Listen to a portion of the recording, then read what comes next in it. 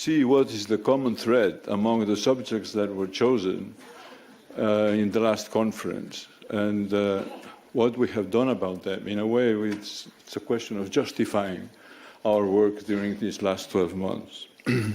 So I'm just going to highlight a few aspects of the things that we have dealt with, which you will find in the papers and in the presentations afterwards.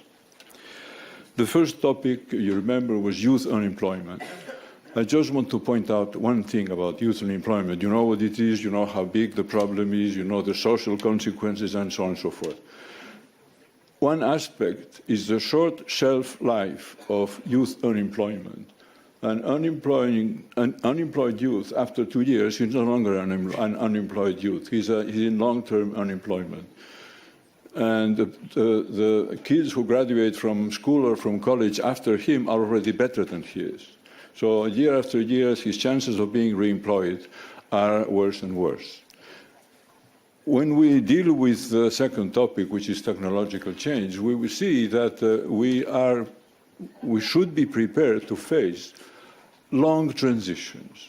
Maybe 100 years from now, there are more jobs than there are today, but there is a transition in between that can be sometimes very long. We must be prepared for this sort of transition to minimize the people who are going to be left by the wayside, and to do something about those who will be left by the wayside, because, of course, some of them will be left by the wayside.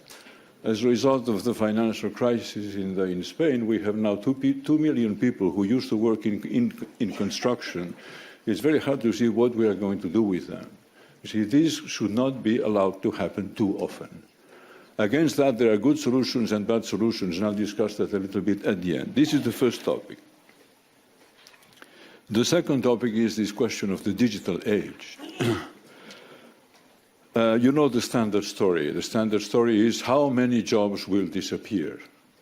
Now, I want to tell you that this question is based on a false assumption, an assumption, not a fact. The assumption is that whatever can be done by a robot will be done by a robot. Whatever can be done by a computer will be done by a computer.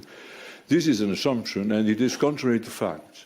And this is why I am especially grateful to Professor Besson, who will come after me.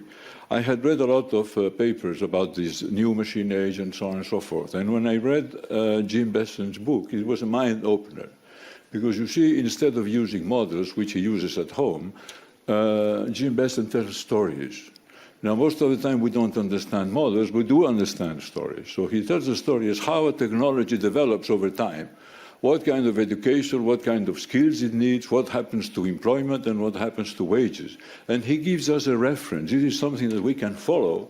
And when we ask the questions, what should our children study, what should our education system look like in 20 years, we have something tangible that we can discuss. And I think, in my view, this is his big contribution. No, I don't want to say any more about that. But there is another false assumption, and that is that technology cannot be influenced. That is not true. Technology is not exogenous. We make it. And that is that is something that we have to remember. So we can orient the supply and we can orient the demand. How do we orient the supply? Well, you see, the most picturesque proposal is to tax robots. The idea is good. It doesn't seem like something that you want to do, but you see, the notion is this: if you take somebody who used to have to contribute to the social security system and so on, you take him away. Well, you pay the social security contribution for your robot. You see, this is the idea. I think it's not a very good idea, but what it does show is that the supply can be influenced. We can influence the supply. And we should not forget that we can influence the demand. Technology is chosen to a very large extent by firms. So it is to some extent the responsibility of the firm. And to say that there is no alternative is usually not true. You see, there is a study that was done in the US a very long time ago. No, not a very long time, about 10 or 15 years ago. It was called Low Wage America. And what it said was that for a number of specific cases of industrial products, there were two ways of producing them, either with cheap labor, which you could dispose of, or with better machinery and carefully trained labor who would stay for a long time in the firm. And as a result, economically, was not necessarily worse than the other. And that is an important thing that you have to remember.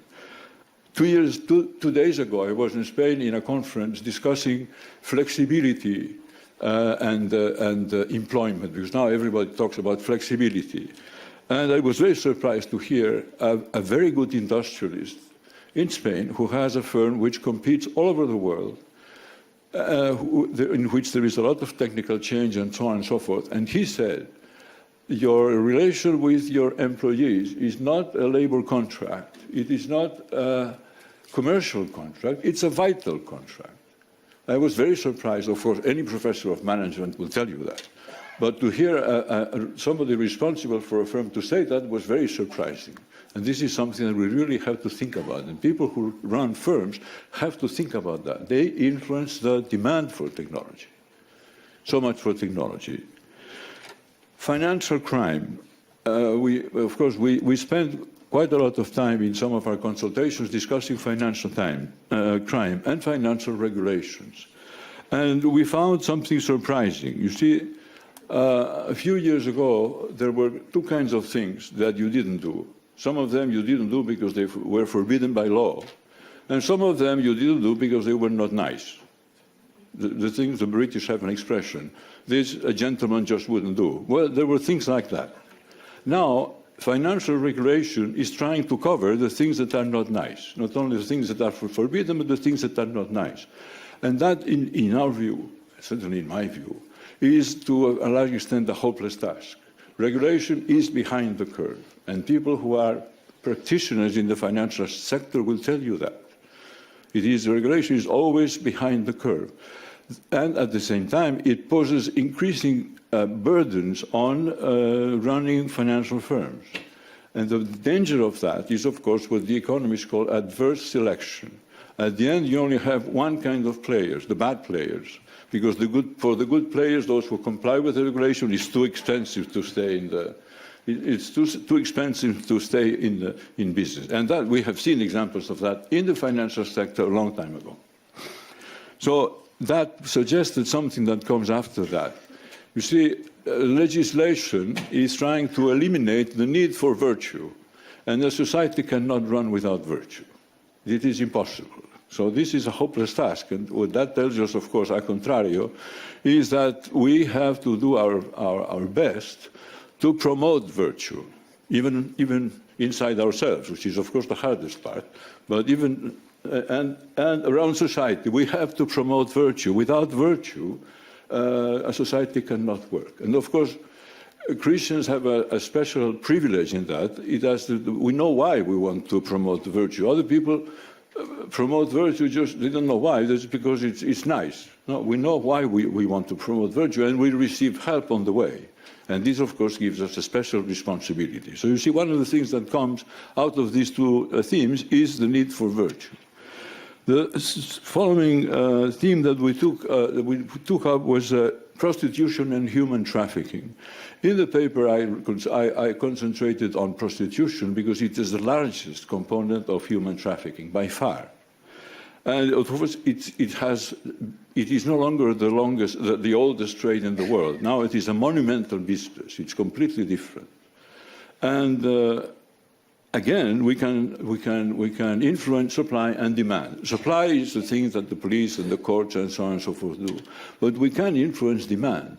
And when you look at the demand, it's pretty awful, because it is increasing, and it is now affecting younger and younger people, and of both sexes. Men tend to be in the majority, but apparently it's just a question of time.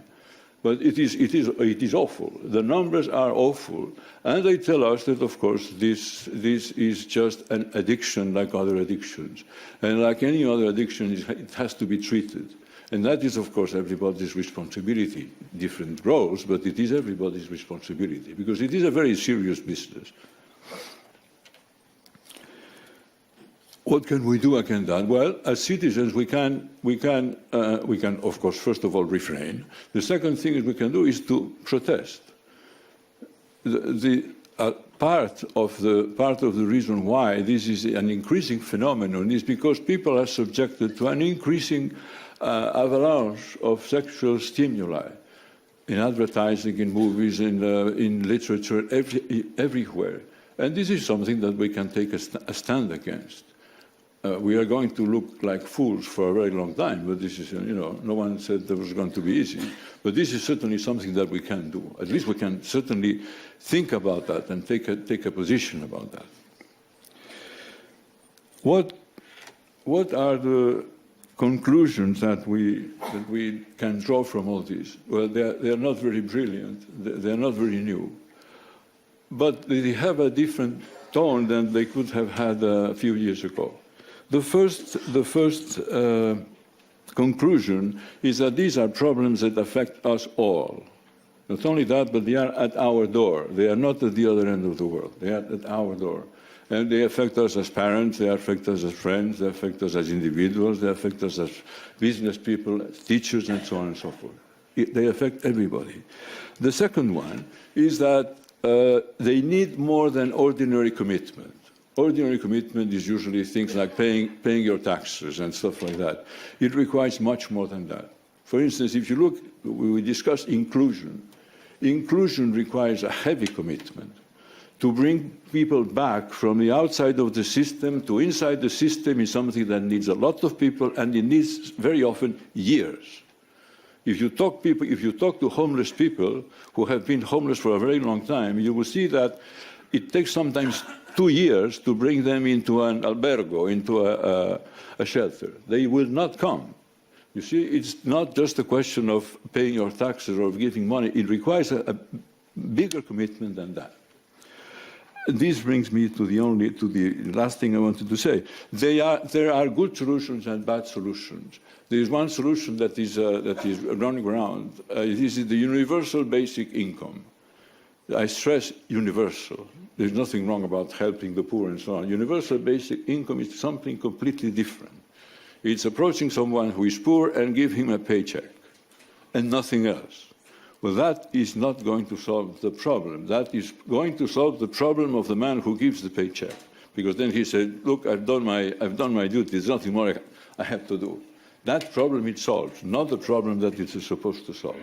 So you see, this is a bad solution essentially for one thing, because it tries to evade responsibility. You give the money, responsibility is away. This is not the way the future is going to look like.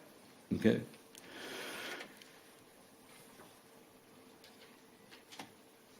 I had something nice to say at the end, but I think that it's better that I stop right here. We'll have a little more time for your coffee, and I thank you very much for your attention.